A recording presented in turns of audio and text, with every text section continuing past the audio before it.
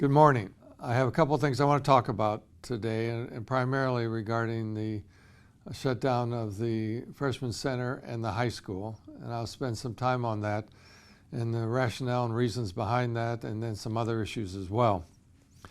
Last Saturday, October 10th, late afternoon, I received a phone call from the Kent County Health Department. And basically, when I receive a call like that on a weekend, it's not really anything that's good. And I had a long conversation with them, basically telling me that there's a challenge right now with the potential spread of the virus at the 9th grade building, freshman center, and at the high school. And that they wanted me to seriously consider shutting both buildings down and moving to online instruction for 2 weeks. Of course, I just don't accept those types of recommendations without a thorough discussion and debate about it. And we spent over a half hour discussing the pros and cons. It wasn't that I was being obstinate, it was that I wanted them to justify their position, because I'll never change my priority of keeping students, staff, parents, and community that come into our buildings safe. They're always that's my priority, to keep people safe. And it is also my priority to take the advice of medical professionals. People, in fact, have training and know what they're talking about. So anyway, after that discussion, it was explained to me that over the past couple of weeks, the number of students who have been quarantined at our district-wide was around 416 students. 19 of those students of the 416 were isolated, which means they had the virus and were isolated. The other 397 students were quarantined, but in fact they were quarantined because they were close contacts. And I understand the controversy regarding close contacts. I in fact challenge close contacts all the time regarding why they're being identified as such. It's basically that they are in the same family, live at the same home, are there in the classroom, they're within 6 feet of each other, are on some type of group activity, they're in the group activity, such as athletics, a choir, band, co-curriculars such as that. So of the 416 students, 19 were isolated because they had the virus over the past several weeks, and 397 were close contact because they were close contact. So we're looking at those numbers, and they told me that the health department told me that the potential exists for a spread of the virus, a rapid spread, and that we need to take action to either slow it down or stop it. So after thorough discussion and vetting of the issues, I told them I would agree with that and that I would do what I did. And so I notified, of course, parents, staff, of course, the Board of Education and other groups as well, what I was going to do on Monday, October 12th. Now, it's really important to know that I made it clear to the Kent County Health Department, which, by the way, I do value their work and what they do and their responsibilities and so forth as well. But I, of course, have the responsibility of 8,000 students, 1,000 employees, and the people that come into our buildings, and I take that very serious, as I just said. So I said, what if I just refuse to accept the Kent County Health Department's recommendation? And so they told me, well, first of all, our recommendation is unanimous. In other words, the people who make decisions at the Kent County Health Department, all of them, were recommending to me that I take this action.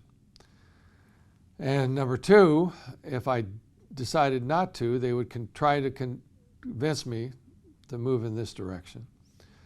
or they could go to the courts and get a court action to direct me to do this.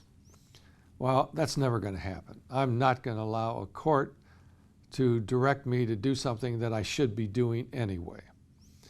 And so I told them I would follow through. Believe me, I want you to understand this was not a threat from them, from the Kent County Health Department. I didn't even take it as a threat. But I do believe that I'm going to take actions based upon what's in the best interest of everybody. So that's what we did. So students at the freshman center and at the 10-12 building, the high school, will be learning from online remote, which is what we did for the first 12 days of school, so that our students and our teachers and administrators are used to this. They've had that experience. And by the way, over the last several weeks, we've made that remote online approach to teaching and learning more robust than it was those first 12 days. And if you have concerns about that, you need to contact your building administrator, Mr. Rockford or Mr. Zhang, and let them know your concerns. Also, I want to, and by the way, that will be for 2 weeks. We started on October 12th with this remote online, and it will conclude on Friday, October 23rd. And then we'll come back to students in the classroom with their teachers. And it is my understanding that we'll reset the bar, and the potential exists that we can get back to an environment where students are relatively safe. But it's going to take, please, it's going to take the cooperation of our parents and our students to make sure that everyone is staying safe, whether they're at home or out on their own, on a weekend, or in the schools. We all need to work together to make this plan work. Now, talking about the elementary schools, if we look at that, elementaries are different. Elementaries are different because they're a cohorted group. The students are relatively in the same classroom with each other during the entire day. And so we have had a couple buildings that have had a class or two where the student in the classroom was diagnosed as a positive coronavirus person. And in fact, then that means the whole classroom has to go, including the teacher, on online remote for those 2 weeks. That has happened in a couple instances throughout the district at our elementary schools. And that includes the teacher as well. And that also means that the teacher then will teach his or her students online from her home or his home to the students at their homes.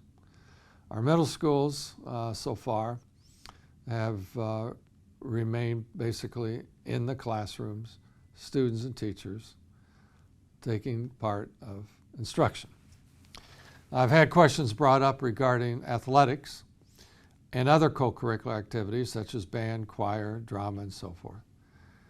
And our student athletes are at home, as all the other high school students are, or if we look at middle school, they're in the classroom, but they have not been identified as being close contact at this time, or do they have been identified as having the virus.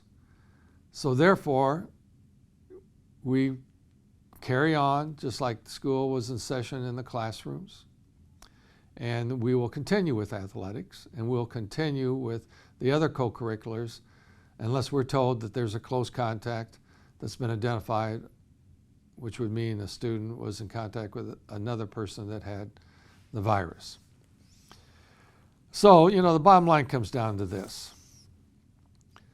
I've got to have your help as parents and others, a part of the family, the students, of course, to make sure that we are doing everything we possibly can to contain and mitigate this virus. Now, I've had the privilege over the last 10 plus years to serve on the College of Health Sciences, Grand Valley State University's College of Health Sciences Vice Provost Advisory Board. I'm the only K-12 person on that advisory board. All the rest of the people on that advisory board are either doctors, MDs, or they're other medical professionals, or they are administrators and heads of hospitals throughout West Michigan. And I can tell you, during my meeting today, we had a meeting early this morning, and I can tell you that they are very concerned because there has initiated an increase in the number of people across West Michigan and specifically Kent County that are contracting the virus, that are being entered into hospitals and hospital rooms. It's not the same level as was back in June and July when the numbers were basically out of hand, but the numbers of people who have been identified with COVID are starting to increase. And that should be a concern for everyone. And so I'm asking you, please, to work with us to do the best job that all of us can do to keep people safe, as humanly possible, safe. And that, of course, includes wearing masks. I still get people who tell me, that's not a reliable way of protecting people. Well, you know what? I don't know if you saw 60 Minutes last Sunday, but 60 Minutes had a special report on the virus.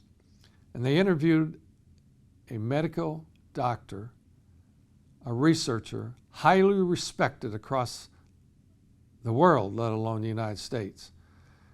And she clearly was asked a question. What would you do or practice? What practice would you take place for you if you had a choice between a mask or a vaccine? And she looked right into the camera and she said, a mask. Now, if a highly respected medical professional says that, I'm going to believe it. And I've heard the same recommendation from hundreds of medical professionals. And we have to believe this. We have to follow it.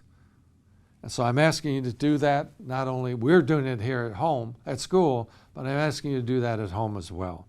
Of course, we continue to provide opportunities for students to use hand sanitizers at school and on the school bus. And we will continue to do that and ask students to practice hand washing. Every one of our buildings has the Clorox 360 machines. And every night, our custodians spray down every classroom, every hallway, everything that is part of a school building to disinfect it and keep it clean. And of course, our buses are also disinfected after every run. So you need to know we're doing everything we possibly can to keep people safe. And I need your help as parents and students to continue to support us on this effort.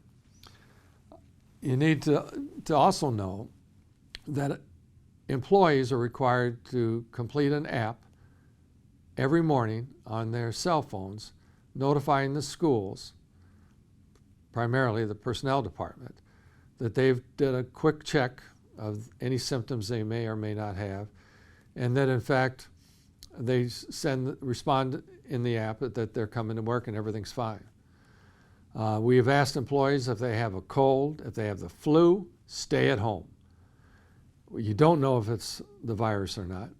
And so we're asking them to stay at home. I'm asking you as parents, please, to take a quick self-check of your children.